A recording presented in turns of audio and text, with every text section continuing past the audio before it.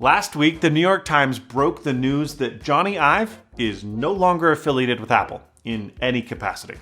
Now, despite the promise upon his departure a few years ago that Ive would continue to be a long-time design consultant to Apple, really anybody that's been paying attention could have guessed that that statement from years back was merely saccharine lip service.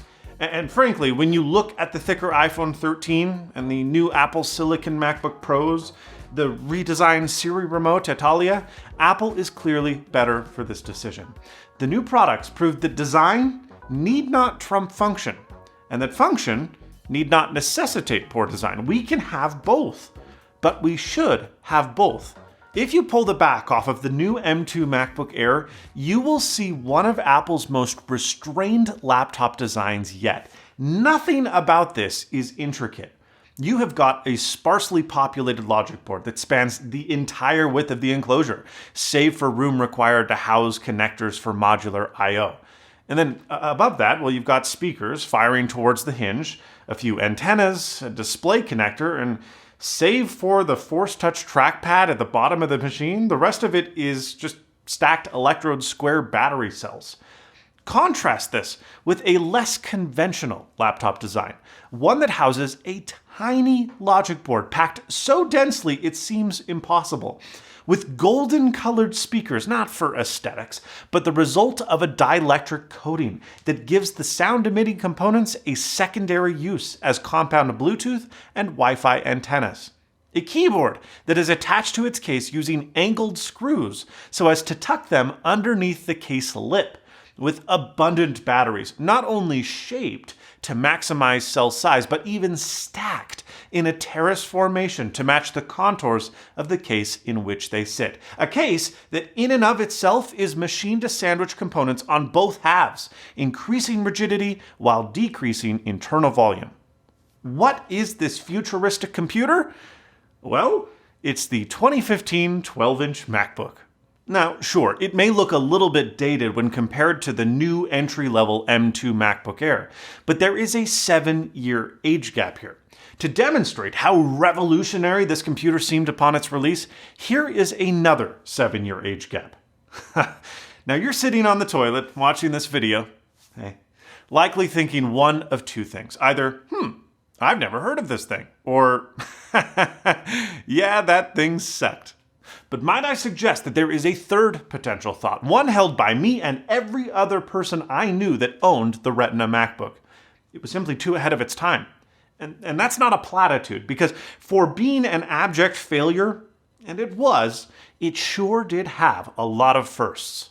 It was the first laptop to ditch an anchored diving board trackpad for a haptic one. Not only did it perfectly emulate a click anywhere you pressed on the glass, top or bottom, but the required force sensors added pressure-sensitive contextual features into macOS. Every Apple laptop since this machine has shipped with this trackpad. It was the first laptop to ditch the glowing Apple logo, thanks to a new display packaging technology, making it the thinnest display on any MacBook ever. And it pushed ever closer to the edges, reducing the bezel size as well, all while prioritizing resolution and luminance. This display wasn't even in the same galaxy as the price-competitive, non-Retina MacBook Air. And thanks to an increase in the actual aperture of the pixels, it used 30% less energy than the displays found on the more premium MacBook Pros. This display design would be copied in all Apple laptops for years to come. It was the first Apple laptop to forgo a fan, opting to use efficient silicon in the name of silence, a trend that would continue with the M1 MacBook Air, the M1 iMac, the Mac Mini, well, at least the one that we built, and yes, the new M2 MacBook Air. It was the first Apple product to implement USB-C, a standard so new that Apple had to explain what it was on stage. The device implemented as well a full-width keyboard with a new, more stable key switch mechanism, larger keycaps, and per-key LEDs for more even and more energy-efficient backlighting, and well, many of the other innovations mentioned earlier to make this laptop as thin as possible, like terraced batteries, dielectric speaker antennas. They haven't even been attempted since. So the question becomes, why? Well, I might suggest that it's because Apple has not made a computer this small since. And it's not until you hold one of these that you realize how impossibly diminutive it feels. Even today, 7 years later, it doesn't feel real. But let me try my best to illustrate it. As you can see, the thickest point on the Retina MacBook is indeed marginally higher off the table than the M2 MacBook Air. However, whereas the new Air carries that dimension throughout the entire rectangle, the Obelisk MacBook tapers down to a seemingly impossible 3.5 millimeters, about the width of two spaghetto. Now that's impressive, but things get even crazier when we talk about volume. If we pulled all of the computer bits out and filled these cases up with water, or, I don't know, milk, the new M2 MacBook Air would hold over 60% more liquid. And when we move to weight, it gets even more bananas. The new M2 MacBook Air, which is the lightest laptop that Apple has sold since the MacBook, is still over 35% heavier. That is a MacBook with a soaking wet can of soda on top.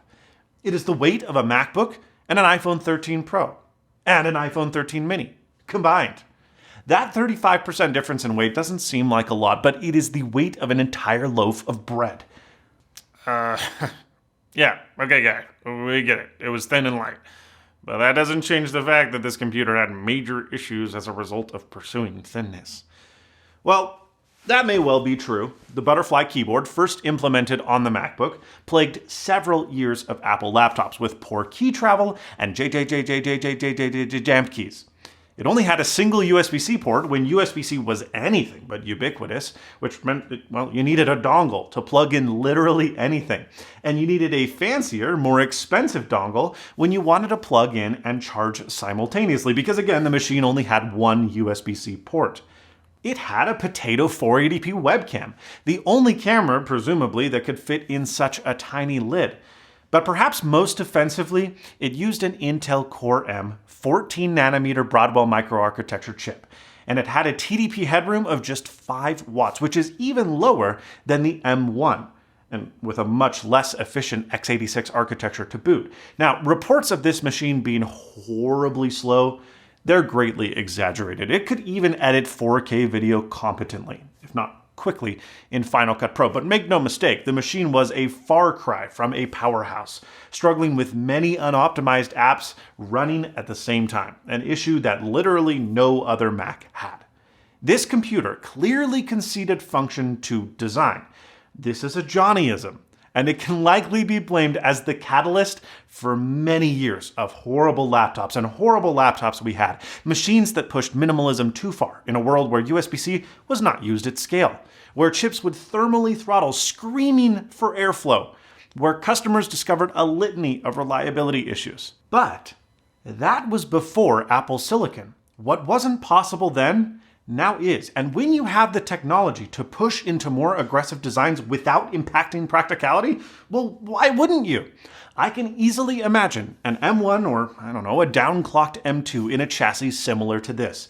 A chassis that unabashedly seeks trimming girth and grams wherever possible without relinquishing usability. One with 2 Thunderbolt ports, an even more fantastic display, superb battery life, a design that doesn't just make you think, how is this possible? But one that compels you to take it with you everywhere without second thought. Something that I and every other person that owned a Retina MacBook believed. And sorry, but that's not the M2 MacBook Air. As you'll find out in a review coming soon, this is still a good computer. In fact, it might even be a great one, but it's not one without compromises. The M2 MacBook Air is the first Apple Silicon computer to really thermally throttle. And you'll hear more about our discoveries and concerns with this in our full review, but this wasn't by accident. This is not an unconscious decision. Apple knew that this was a trade-off, and they took it. They prioritized aspects of design over performance. And a lot of times, I don't even think that that's a bad decision. However, it is unfortunate that the first real performance trade-off in any Apple Silicon computer is in, well, this. In a case that's nearly the same size and the same weight as its predecessor, the M1 MacBook Air. The M2 MacBook Air accepted throttling in exchange for, well, nothing. Few attempts were made to save weight or to increase battery capacity with large, squared, generously spaced batteries. There's a sparsely populated logic board, a completely uninteresting cooling solution. The M2 MacBook Air is just a zero-risk chassis that, despite the increase in retail price, seems to point in every direction of cost cutting. They have increased margins rather than pushed the boundaries. Great things come by risking it, and while the Retina MacBook may have failed, it brought numerous innovations still found on the M2 MacBook Air 7 years later.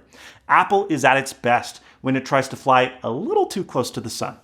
And the M2 MacBook Air is so safe, having innovated so little, that forget the sun, it seems Apple didn't even leave Earth's orbit. Let me know what you think in the comments down below. Do you think the M2 MacBook Air is worth it? Or do you wish that maybe they made it a little thicker with no throttling?